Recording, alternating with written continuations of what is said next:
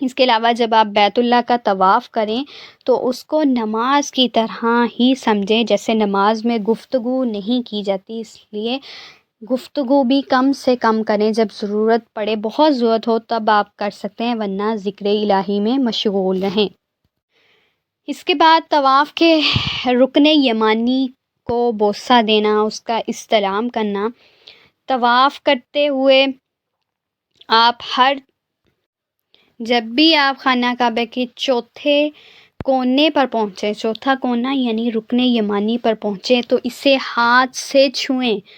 اگر کسی وجہ سے آپ کا ہاتھ نہ لگ سکے تو آگے سے گزر جائیں۔ رکن یمانی سے گزرتے ہوئے اسے ہاتھ سے چھونا مسنون ہے، پسندیدہ ہے، اور اس میں احتیاط یہ کرنی ہے کہ جب بھی آپ گزریں رکن یمانی سے آپ نے بوسہ نہیں دینا، رکن یمانی کی طرف اشارہ نہیں کرنا، اور اس کے علاوہ رکن یمانی کی طرف اشارہ کر کے ہاتھوں کو نہیں چومنا، کیونکہ رکن یمانی کو اشارہ کرنا یا بوسہ دینا یہ رسول اللہ صلی اللہ علیہ وآلہ وسلم سے ثابت نہیں ہے۔ اسود تک درمیان میں یہ کلمات دہراتے رہنا ہے جو ہم نماز میں بھی پڑھتے ہیں، ربنا آتنا فی الدنیا حسنۃ وفی الآخرۃ حسنۃ وقنا عذاب النار۔ اے ہمارے رب، ہمیں دنیا میں بھی بلائی عطا کر دے اور ہمیں آخرت میں بھی بلائی عطا کر دے اور ہمیں آگ کے عذاب سے بچا لے، آمین۔ پھر جب آپ حجر اسود کے پاس یا اس کے بالمقابل پہنچے تو آپ کا ایک چکر مکمل ہو جاتا ہے، اسی طرح 7 چکر آپ نے مکمل کرنے ہیں۔ طواف کے دوران اللہ تعالیٰ کا ذکر کرنا واجب ہے، خاص طور پر حجر اسود اور مقام ابراہیم کے پاس جا کر ان کلمات کو پڑھنا: سبحان اللہ، الحمد للہ، لا الہ الا اللہ، اللہ اکبر۔ ان کلمات کو دہرانا، وہاں نفل ادا کرنا، درود شریف پڑھنا، تلاوت قرآن کرنا، اور جو بھی مسنون دعائیں آپ کو یاد ہوں آپ دعا کر سکتے ہیں یا پھر اپنی زبان میں دعائیں مانگ سکتے ہیں۔ اس میں احتیاط یہ کرنی ہے کہ نبی پاک صلی اللہ علیہ وآلہ وسلم نے طواف کے ہر چکر کی الگ الگ دعائیں نہیں کی، لہٰذا اس سے بچیں۔ جو ہمیں سکھا دیا وہ ہمارے لیے کافی ہے، جو ہمیں قرآن نے سکھا دیا یا ہمیں حدیث سے پتہ چل گیا وہی ہمارے لیے کافی ہے۔ 7 چکر لگا کر طواف کو مکمل جب کر لیا، طواف سے فارغ ہو گئے، تو مرد حضرات جو ہیں دائیں کندھے کو ڈانپ لیں اور مقام ابراہیم کی طرف چلتے جائیں۔ عورتوں کو یہ حکم ہے کہ جب طواف کے دوران وہ طواف کریں، خانہ کعبہ کا مردوں کی بھیڑ سے بچنا چاہیے، خود کو بچانا چاہیے، خاص طور پر حجر اسود کا بوسہ لیتے وقت اور مقام ابراہیم کے پاس نفل پڑھتے وقت۔ اس کے بعد مقام ابراہیم کی طرف جانا ہے، 7 چکر پورے کر کے مقام ابراہیم کے پیچھے 2 رکعت نفل ادا کرنے ہیں، اور مقام ابراہیم کی طرف جاتے ہوئے ان کلمات کو دہرانا ہے۔ یہ سورۃ البقرہ کی آیت ہے، وَاتَّخِذُوا مِن مَّقَامِ إِبْرَاهِيمَ مُصَلًّى، اور تم مقام ابراہیم کو نماز پڑھنے کی جگہ بنا لو۔ اگر ممکن ہو تو آپ مقام ابراہیم کے پیچھے 2 رکعت نفل نماز پڑھ سکتے ہیں، اور اگر وہاں جگہ نہ ملے، مسجد میں جہاں بھی آپ کو جگہ ملے آپ 2 رکعت نفل پڑھ سکتے ہیں۔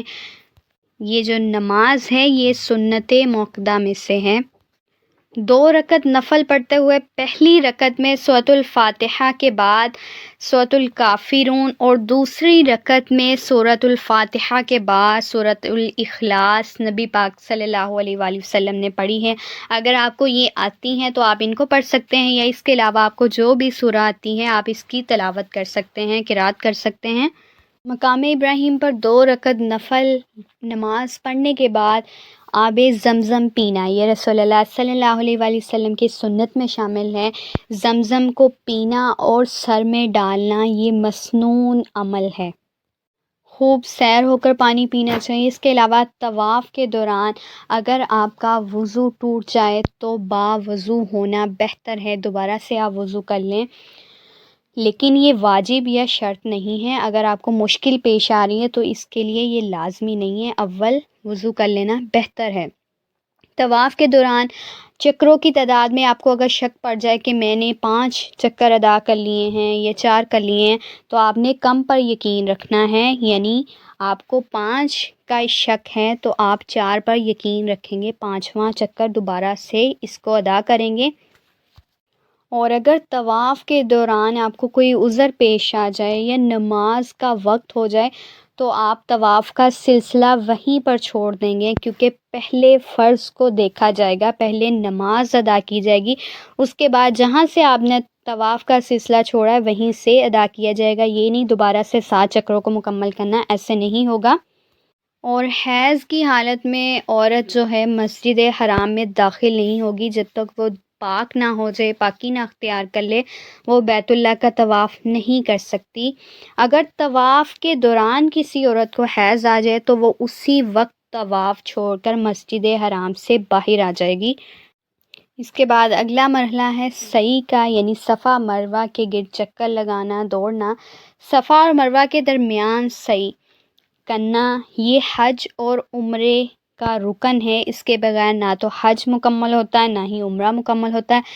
صفا کا آغاز، صفا کے قریب جائیں تو آپ ان الفاظ کو دہرائیں: ابدأ بما بدأ اللہ بہ، میں اسی سے ابتدا کرتی ہوں جس سے اللہ تعالیٰ نے ابتدا کی۔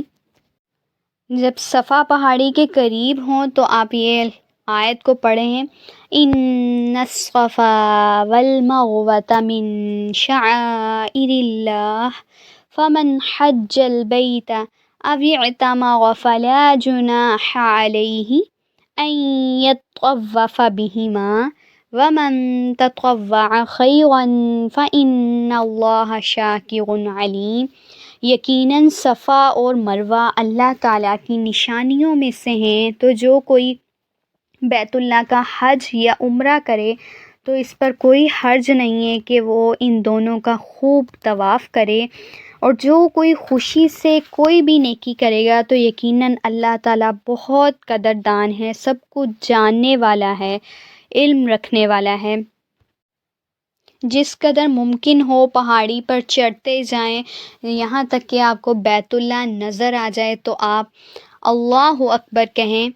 جیسے ہی آپ کو بیت اللہ نظر آنے لگ جائے آپ 3 دفعہ اللہ اکبر پکاریں اور ان کلمات کو دہرائیں: لا الہ الا اللہ وحدہ لا شریک لہ لہ الملک ولہ الحمد وہو علی کل شیء قدیر، لا الہ الا انجز وعدہ ونصر عبدہ وہزم الاحزاب وحدہ۔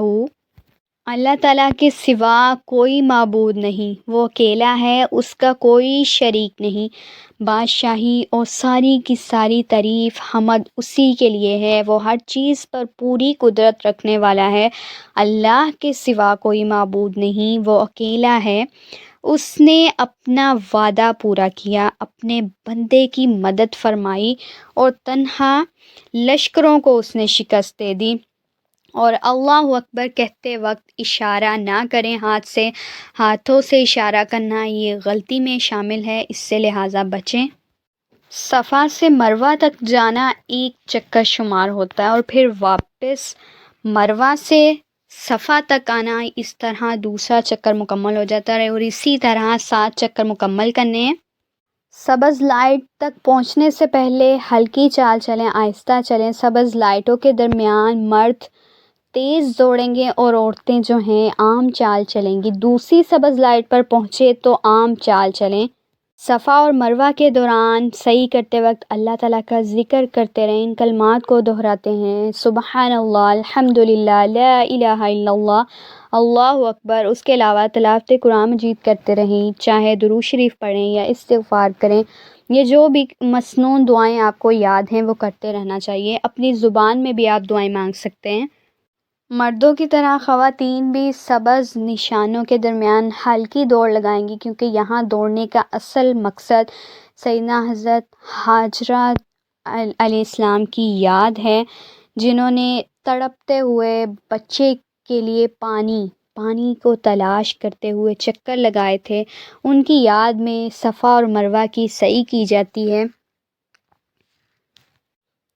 حیض والی اور نفاس والی عورت صفا اور مروہ کی سعی کر سکتی ہے، خانہ کعبہ کا طواف نہیں کر سکتی۔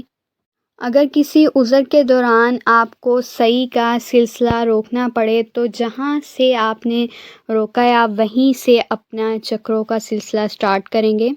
جس طرح خانہ کعبہ کا طواف کرتے ہوئے 7 چکر مکمل کرنے تھے، اگر آپ بھول جائیں کہ آپ نے کتنے چکر مکمل کریں تو آپ نے کم کی تعداد پر یقین کرنا ہے۔ جیسے آپ کو 5 کا شک ہے تو آپ نے 4 کاؤنٹ کرنے اور 5واں چکر دوبارہ سے لگانا ہے۔ اسی طرح سعی کی تعداد میں بھی جب آپ کو شک پڑ جائے تو آپ نے کم کی تعداد پر یقین کرنا ہے۔ اور اگر کوئی بیمار ہو گیا طواف کرنے کے دوران، طواف کے 7 چکر مکمل کر لینے کے بعد اگر کسی کو کوئی عذر ہے، کوئی تکلیف ہے، تو اگر وہ سعی صفا مروہ کی سعی کرنے کے دوران تاخیر کر رہا ہے تو اس میں کوئی حرج نہیں ہے، کوئی گناہ نہیں ہے۔ اس کے علاوہ اگر سعی کے دوران آپ کا وضو ٹوٹ جائے تو دوبارہ وضو کرنا بھی ضروری نہیں ہے، کیونکہ سعی کے لیے وضو کرنا ضروری شرط نہیں ہے، طواف کے دوران باوضو رہنا شرط ہے۔ البتہ اگر باوضو ہو کر سعی کریں تو یہ بہت افضل ہے۔ اس کے علاوہ جو بزرگ حضرات ہیں وہ صفا مروہ کے گرد دوڑ نہیں سکتے، چل نہیں سکتے، تو وہ اس کے لیے ویل چیئر کا بھی استعمال کر سکتے ہیں، یہ بھی عمل درست ہے۔ اس کے بعد اگلا مرحلہ آ جاتا ہے حلق یا قصر کا۔ صفا و مروہ کی سعی کرنے کے بعد عمرہ کرنے والا اپنے سر کے بالوں کو منڈوا لے یا کٹنگ کرائے، اس کو کیا کہتے ہیں؟ حلق یا قصر کرنا۔ سر منڈوانا افضل ہے۔ منڈوانے والے کو کیا کہتے ہیں؟ حلق کرنا، اور اگر کٹنگ کروائی ہے سر کے بالوں کی تو اس کو کیا کہیں گے؟ قصر کہیں گے۔ بالوں کو منڈوانا بالوں کی کٹوانے سے زیادہ افضل ہے، کیونکہ رسول اللہ صلی اللہ علیہ وآلہ وسلم نے بالوں کو کٹوانے والے جو ہیں ان کے لیے آپ صلی اللہ علیہ وآلہ وسلم نے ایک بار دعائے رحمت فرمائی ہے، اور جو سر کے بال منڈوانے والے ہیں ان کے لیے 3 بار رحمت کی دعا کی تھی۔ اور سر کے بال جب آپ منڈوائیں سنت کے مطابق پہلے دائیں جانب سے منڈوائے جائیں اور پھر بائیں جانب سے۔ عورتوں کے لیے کیا حکم ہے؟ عورتوں کے لیے سر کے بالوں کو کاٹتے وقت انگلی کی ایک پور کے برابر، مطلب اپنے بالوں کو لاس سے اپنی انگلی کے گرد لپیٹیں اور ایک پور کے برابر آپ اس کو خود کاٹ سکتی ہیں یا اپنے کسی محرم سے کٹوا سکتی ہیں۔ بال کٹواتے وقت پردے کا خاص خیال رکھا جائے گا۔ عمرہ کرنے والے مرد احرام کی چادریں اتار لیں اور عام لباس پہن لیں، اس طرح وہ احرام کی پابندیوں سے آزاد ہو جاتے ہیں، جن کاموں سے روکا تھا وہ بھی ان پابندیوں سے آزاد ہو جاتے ہیں۔ اس طرح یہ آپ کا پورا مکمل طور پر عمرہ ہو گیا۔ اللہ تعالیٰ ہمارے لیے آسانیاں فرمائے، اللہ تعالیٰ ہمیں اپنے گھر پہ انوائٹ کرے، اور اسلام بہت خوبصورت دین ہے، اس سے گناہ معاف ہو جاتے ہیں، عمرہ کرنے سے اللہ تعالیٰ کے پسندیدہ بندوں میں سے شامل ہو جاتے ہیں۔ اللہ تعالیٰ ہمارے لیے آسانیاں فرمائے اور ہمیں بھی اپنے گھر کی زیارت نصیب فرمائے، اور اس حالت میں عمرہ کی حالت میں شیطان کے شر سے بچائے، یہاں جو فعل کیے جاتے ہیں لڑائی جھگڑے سے باز رہا جائے، اور ایذا